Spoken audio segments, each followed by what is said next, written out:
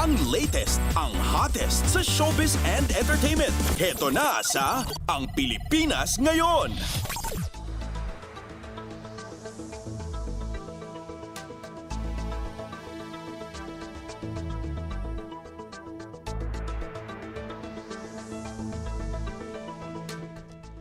Magandang araw sa ating mga chismoso at chismosang nag-aabang ng mga trending na balita sa mundo ng showbiz.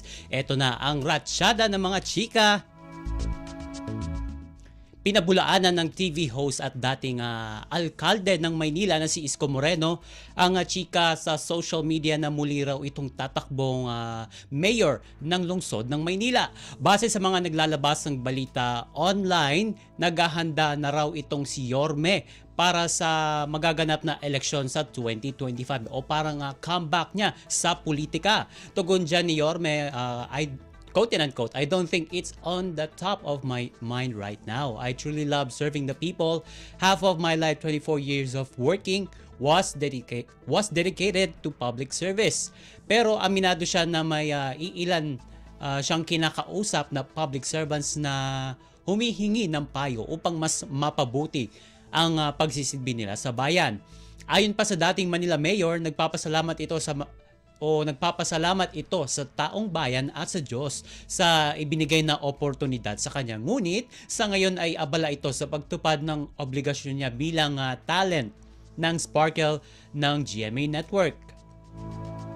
Batid ni Isko na hindi niya naaasikaso ang kanyang pamilya dahil sa pagiging public servant nito, kaya ngayong malayo na ito sa mundo ng politika ay maglalaan na rin ito ng oras para sa pamilya.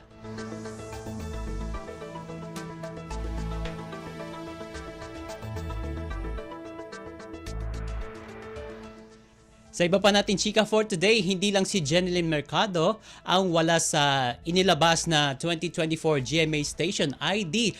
Marami pang ibang kapuso stars ang hindi nakita sa nasabing video. Kabilang na sina Carla Abellana at Megan Yang.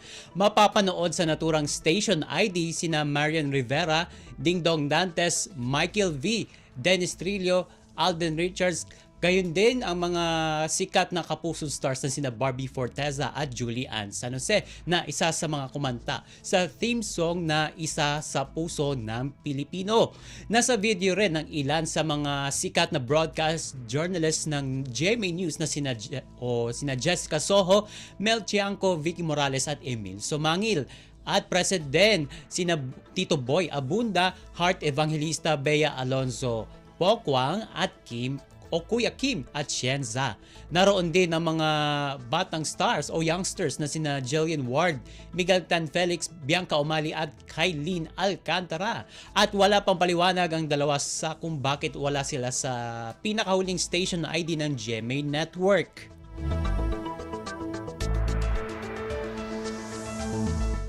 And speaking of Jen, at kaugnay na rin sa ibinalita ng inyong lingkod tungkol sa pag-alis raw ni Jen sa Kapuso Network dahil lamang sa hindi ito lumabas sa pinakahuling station ID nito.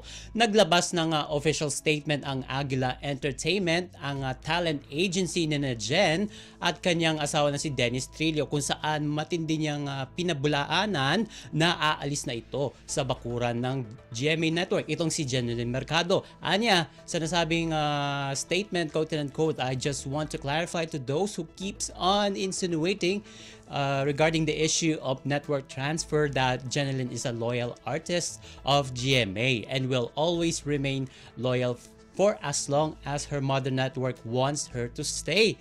At dyan pinatunayan ng nasabing pahayag mula sa talent agency ni Jen na hindi ito lilipat o mag-over the backod sa ABS-CBN.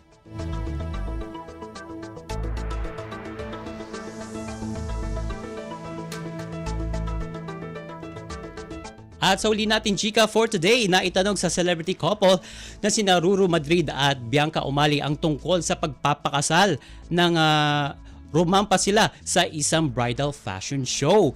O hindi naman kasi nakapagtataka na mausisa ang dalawa tungkol sa plano nilang lumagay sa tahimik o magpakasal dahil halos 6 na taon na silang magkarelasyon. Kaya sa isang panayam, tila kumpiyansa o confident na itong si Bianca na sa kasalan mauuwi ang relasyon nila ni Ruru. Sabi niya, quote and quote, alam ko na ikakasal ako at ang bubuo ako ng pamilya ko. I am lucky na I have already chosen the person that I do want to marry. Sabi niya. At ayon naman kay Ruru, quote and quote, sabi niya, kusa na lang mararamdaman yan. Hindi natin masasabi kung kailan, pero alam kong malapit na. At matatandang kamakailan ay natanong naman itong sina Bianca at Ruru kung ang tungkol sa pagli-live-in nang sumalang sila sa Fast Talk with Boy Abunda nitong nakaraang Hunyo. And OMG, wala na tayong oras para sa ating balitang artista. Maraming salamat mga ka-chismis sa pakikinig sa aking mga chika for today. Ako po si Mama JT para sa Radyo Pilipinas World Service. Ang latest, ang hottest sa showbiz and entertainment. Heto na sa Ang Pilipinas Ngayon.